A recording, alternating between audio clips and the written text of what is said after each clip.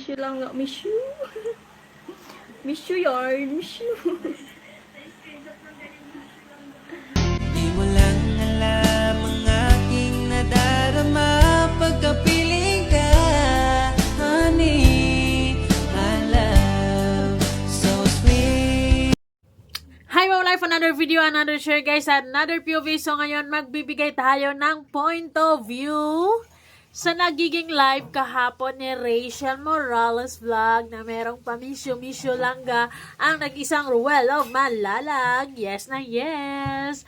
At kinikilig naman tayo doon. But anyways, bago natin pag-uusapan, of course, don't forget to support and subscribe Kuya Val Santos Matubang, Ate Ina Vlogs, Kalinga Brab, Ruel of Malalag, Rachel Morales vlog, at ayun, at sa iba pa. Maraming salamat po pala sa mga hindi pag-skip ads. Malaking bagay po yan para sa amin. Thank you. Mabuhay tayong lahat. Talaga namang mapapasa na all talaga tayo sa kanilang dalawa sa ating maglangga. Oo, kasi ilang araw lang hindi nagkita ay miss you talaga silang dalawa. Hoy. Anyways, namimiss nila ang isa't isa kahit na isang araw pa hindi sila magkita or dalawang araw. Gawa kasi ng ganyan kasi pag legit, 'di ba? Ganyan kasi pag true. Parang sabi nga nila, 'di ba? Parang yung isang araw parang katumbas na ng isang taon yan kapag hindi mo nakita ang taong love mo. Yan yung advantage ng dalawang ito. Kaya kahit na anong problema, anong issue, kaliwat kanan ang ibabato sa kanila, kaya nanatiling strong, nanatiling masaya pa rin sila kasi walang makakatalo sa kanilang mga nararamdaman para sa isa't isa kasi for real ang mga person. Oh, hindi kayo nagkakamali ng ludi nyo dahil what you see is what you get. Yes na yes, guys. So, bilib na bilib din naman ako kay Rachel kasi talaga namang nakikita ko at napapansin ko sa kanya na talaga namang ibinigay niya yung best niya sa pag-aaral niya. That is our first priority, lalong-lalo na kay Rachel. Maraming gustong-gusto talaga or gustong-gusto talaga natin makita si Rachel na makapagtapos sa pag-aaral at magiging consistent honor student, of course. And in order for you to magiging honor student, ay talagang kailangan maging studious talaga. Kailangan mo talagang mag-aral ng mabuti. And good thing Rachel just did it all the time, every day. And isa din yun sa mga factor kung bakit hindi sila magkakasama sa araw-araw kasi ayun, binigyan din siya ni Ruel ng oras, panahon, or yung tipong makapag-focus lang, ito lang yung feeling ko yung tipong makapag-focus lang si Rachel sa pag-aaral niya. Yung hindi mo na sila magkakasama ni Ruel kasi si Ruel din naman ay pagod sa buong araw gawa ng meron din siyang mga ginagawa. Yes, meron din siyang mga binibisita ang mga beneficiaries niya na talaga namang of course, yung pagcha-charity nila, yung pagbibigay tulong, yung pagbibigay lingap, ay yun na nga yung hanap buhay nila, yun yung naging routine nila sa araw-araw. So, itong dalawang tao na to, si Ruel and si Rachel, talaga namang kaya ludi natin sila dahil talagang sila yung inspirasyon. Ang daming makukuha or matutunan natin sa kanila ang pagiging masipag, masayahin, good vibes, positive na mga tao, lalong-lalo na kay Ruel talaga na malaking bagay yung pagiging positibo niya na talagang every time na kapag merong mga ibinabato na mga hindi maganda kay Rachel ay andyan talaga siya to help her and ayun, para magiging shoulder to cry on. Oy, diba? So kahapon sa live ni Rachel may nandun si Dudong Ruel at may pamisyo langga siya. So ito yon. Bakit ka matutulog? Ang aga pa. Bago ka matulog. Pagod ka ba? Pahinga ka na dyan. Ay, kain ka muna bago ka magkain ka muna. Tsaka, inom tubig. pahilan, tapos pahinga ka na, sleep ka na, sleep well, good night.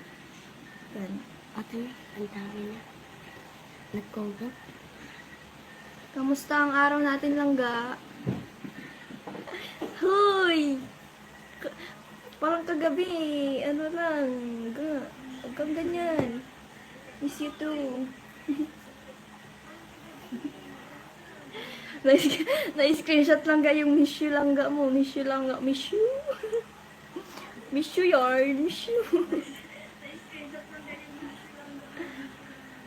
Grabe. Langga. Miss you. Miss mo?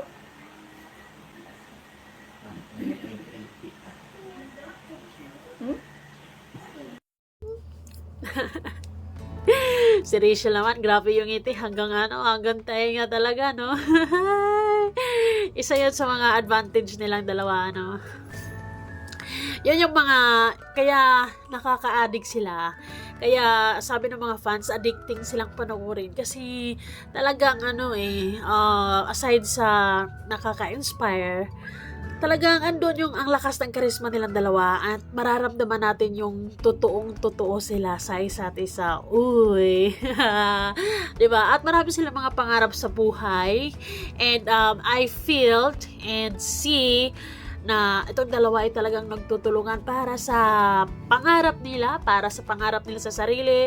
Lalong-lalo na si Rachel, pangarap sa pamilya, para sa mga kapatid niya. And same with Ruel. Diba? Sabi nga, ay nakita ko tong teamwork make the dreams work. Oy. Yun naman ang nakikita ko at napapansin ko sa kanilang dalawa, na talagang nagtutulungan sila, talagang nagbibigayan sila, di ba? So, isa yun sa mga talagang foundation ng samahan ng Rochelle. Yung, of course, yung love, yung respect, yung saya, yung nagbibigayan sila, and focus lang sa positive side of life. 'Di ba nga, let's not forget yung embrace positivity and avoid negativity, kasi kailangan talaga yan sa buhay. Yan ang sikreto ng maglangga natin, kaya sila talagang namang makikita at mapapansin natin, nakangiti pa din sa kabila ng kung ano-ano mga issues, kung ano-ano mga pagsubok, talagang nalalampasan nila yung magkasama. No worries, basta magkasama silang dalawa. Basta ang napansin ko nung nagpa-mission si Dodong Ruel sa kanyang live, grabe naman yung ngiti at reaction ni Rachel, diba? Kaya naman guys, no worries, kasi lumalaban ng patas ang ating mga ludi, 'di ba? Kahit anong mga pagsubok, anong mga sasabihin ng mga bashers dyan, talaga namang nakangiti at talagang tuloy ang pagiging mabuting tao nila, ang pagiging good Samaritan nila. Yon ang mahalaga, na sila mismo nakikita natin na in good terms ang dalawa. So, ayun, hindi man sila masyadong magkakasama sa araw-araw. It's because, may kanya-kanya silang priority sa buhay. And it's part of the growth din sa isa't isa, na may space na, may sariling yung hayaan si Rachel na mag-aral, nakapokus sa pag-aaral niya, at si Ruel naman hayaan sa trabaho niya. And makapagpahinga, kasi talagang nakakapagod din naman sa araw-araw na ginagawa niya, hindi naman biro. Pero ang mahalaga naman ay for the real ang mga person, at ang mahalaga naman siya ay masaya sila at totoo sila sa isa't isa, and what you see is what you get, diba? So proud na proud ako sa kanilang dalawa talaga, lalong-lalo na of course